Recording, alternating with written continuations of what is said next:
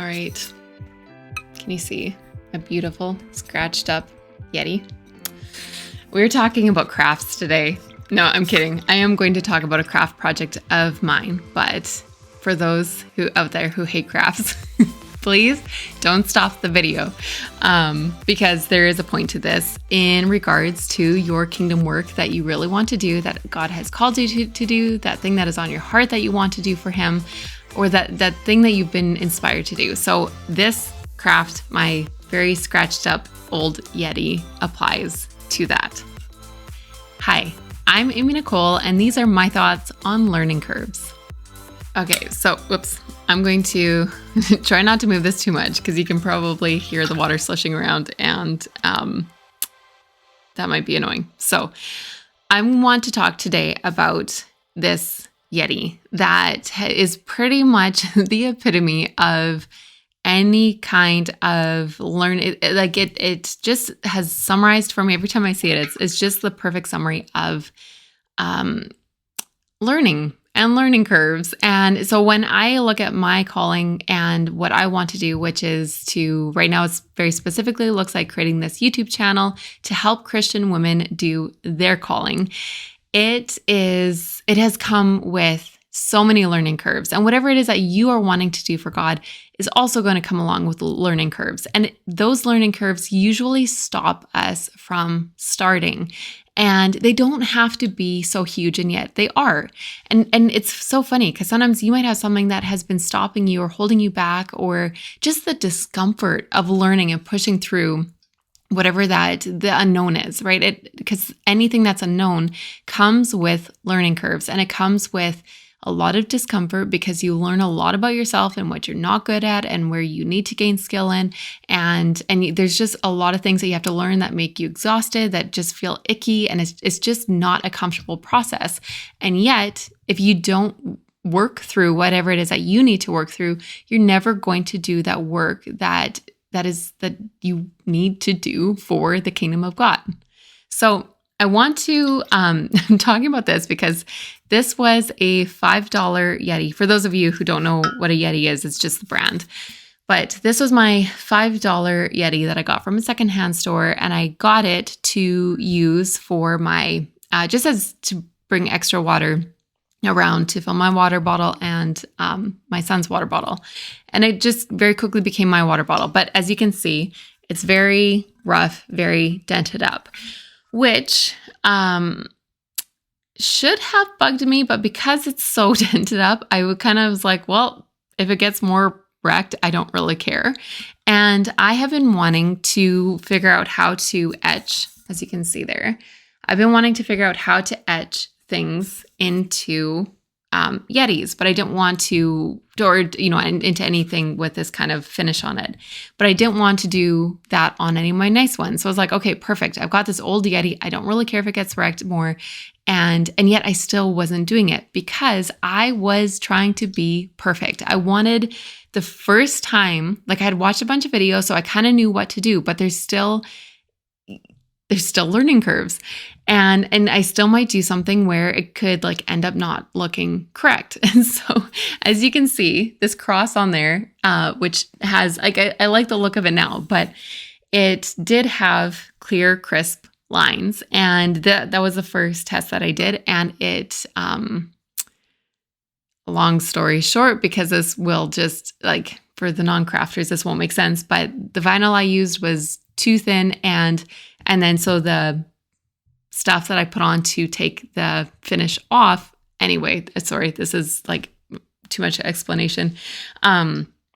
It ate through. And so it took too much off. So that was a learning curve. But it was that kind of thing that I was like, I wasn't doing it for the longest time because I wanted to get it right the first time.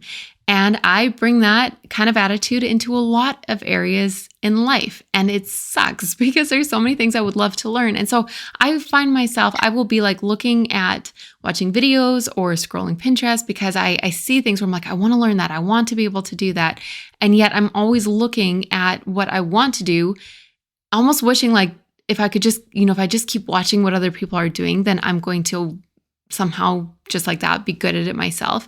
And yet that never happens. Because even if I watch a ton of other people and someone else shows me how to do it, I'm still going to have my own learning curves. And so this Yeti, like, even just this last week, so my niece is here, and we did a horse on her water bottle. I made a horse. I don't know if you can see that well, but I did a horse on mine, and then I put it on there, and I'm like, oh, I don't really like that. So then I'm going to go back and make a different one. But all that to say is that is the better that we can get at working through. I think I'm done with this for now. So the better that we can get at working through that, kind of like, just try something. If you don't like it, tweak it, change it, try it again.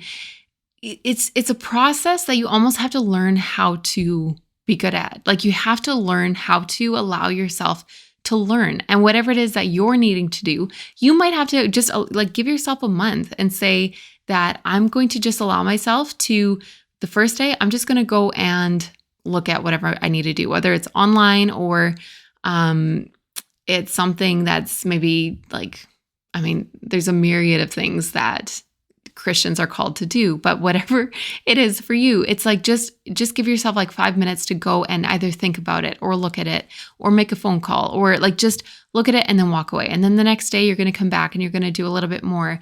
And then the third day you're going to try to tackle it a little bit more. And then, but you have to allow yourself to be faced with what you're bad at, or not even what you're bad at, but just that you're going to try something with the knowledge you have. And then as you do that, you're going to realize, okay, I need to gain more skill in this, and this area. And you don't know what those areas are until you try to move forward. Then you move forward and you're like, okay, I don't know how to do this, and this very well. Or with this water bottle, one of the things when we did my nieces, we realized it doesn't really work so well with it can create clear, crisp lines, but the process that I use with this doesn't create, they can't be super skinny lines. And I mean, I'm sure I could figure out a way to do it, but where it's at right now, it doesn't work so well with that. And so that's part of the learning curve. So, I've probably tried this maybe 5 different times, and there's learning curves through it. And I've had to, I've grown up enjoying crafts, and yet at some point I got to a place where I expect myself to get it right the first time. And there's so many things that I would love to make that I'm not making because I expect myself to get it right the first time. And like I said before, I bring that into so many areas of life. You probably bring that into so many areas of life where you are expecting yourself to get it right. And then you feel like a failure, or you start thinking that God hasn't called you to this because those first few steps are incredibly hard. And this is a good time for my invite to the free mini course. Hey, it's me, Amy, here to interrupt myself to introduce to you the free Step of Faith 5-day mini course that'll take you from chaos to clarity, stuck to small stepping, and helpless to hopeful. Check it out in the description below. If you know what you want to do for Jesus, but despite your best efforts have not been able to make it happen, then this is for you. It's a simple course that is designed to help stop you from spinning your wheels and instead get traction and get moving in the right direction. It starts with the first small step and ends with a life well spent on Jesus. If you're ready to let me help you take that first small step of faith, then click the link below to sign up for free. So I find when it comes to learning curves that it kind of starts with this expectation that's holding me back, that I'm expecting myself to know how to do it, even though I've never learned how to do whatever it is that I need to learn next. And then, so I've got this high expectation. And then the next thing is I've got a ton of frustration because I'm not doing what I want to do, and because this expectation is holding me back. So I'm incredibly frustrated. And then the next thing is, so then the next thing is I just say, okay, you know what? I'm going to do it. And then once I do it, I've got this huge breakthrough. And that breakthrough, then all of a sudden, there's so many things that you guys are struggling with that would be so easy if you would just allow yourself this discomfort bubble to learn, this space to learn and the space to grow and the space to try something new and be really uncomfortable, and then go to bed and just say, you know what, I'm just going to sleep because I'm so discouraged because what I tried to do, just like I try to move forward and now I'm like 50 steps back, or it feels like you're 50 steps back. But then the next morning you wake up and you're like, okay, you know what? That wasn't so bad. Let's try it again. Let's move. Like, you have to allow yourself that space to learn and to go through the learning curves. And, this could look like, maybe you want to volunteer somewhere, and then you volunteer, and then for one reason or another, you realize, okay, that either it doesn't really work with the schedule, or the kind of volunteers that one place needs doesn't work with how you work. So either you can go, like, you're going to learn things along that journey that help you know how to shift and where to pivot and how to move forward. But you're not going to know that unless you just make something happen and try. Or you might go to start like working on recording your music, and then realize that your files are all over the place on your computer and you don't know how to find what you need to find. Or like me, you go to record your first video and find out that it stops recording at 30 minutes. And so now, because you're all over the place because it's your first video, and then it just stops, and then you go to edit it and you're like, oh, great. So I put all that effort out and I don't even have half the recording. That kind of thing, right? Like, where you learn that stuff. It's an incredibly uncomfortable thing, but it is part of the process, because I don't know what anyone, like, nobody's allowed to learn something without being a little bit uncomfortable in some way, or without being stretched, because you're going from, I don't know how to do this, to you're putting yourself in that place of, I'm learning this and I'm going to fumble, I'm going to be uncomfortable, I'm going to be chaotic, and I'm probably going to go to bed discouraged. But as you keep on sticking with it, you're going to get better. And those things that used to stop you for so long are going to become things of the past. And like the struggle in it is going to become the thing of the past. And as you keep practicing whatever it is that you specifically need to practice in order to do the kingdom work that God has called you to do, then as you do it, it's going to become habit and easy and not be so overwhelming. And it's just kind of like, get it over with, like rip off the Band-Aid kind of thing, make it happen, and allow yourself that space to make mistakes.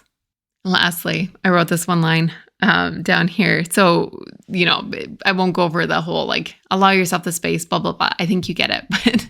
But also in that space, allow yourself the space to become face to face with everything that you are terrible at. I recently started learning how to do calligraphy because I just wanted to learn how to do it, and it's very relaxing. And I'm like, I am almost 33 and I cannot write a straight line. Like, I can't do it slow, or I can't do, like, it's just like, my goodness, this is so hard to do. And then I started to get better at it, and it felt really good to get good at it. But my first several practice pages were awful. They're like embarrassingly awful. I'm like, I feel like I'm 7 again doing this over again, but I got good at it. I don't know. That's basically all. So allow yourself the space to figure out what is it that is on your heart that you want to do for God. What are the things that you need to do it? And then go and do those things, and allow yourself a good chunk of time to be uncomfortable, to learn, and just say, like, well, that was uncomfortable. Like, honestly, say that out loud. It's a big thing that I will just face it, whether you write it in a journal or you say it out loud. Just acknowledge the fact that I'm uncomfortable. I don't like this. I don't like learning. I don't like what I feel when I'm learning. I do like learning, but I don't like feeling what I feel when I'm learning those things. Anyway, may God give you grace to go through everything that you need to go through to do His kingdom work, because I know that it is on the other side of these learning curves is just an incredible calling that is waiting for you to do. Okay, we are talking about learning curves. Hi, I'm Amy Nicole, and these are my thoughts on learning curves. Learning curves.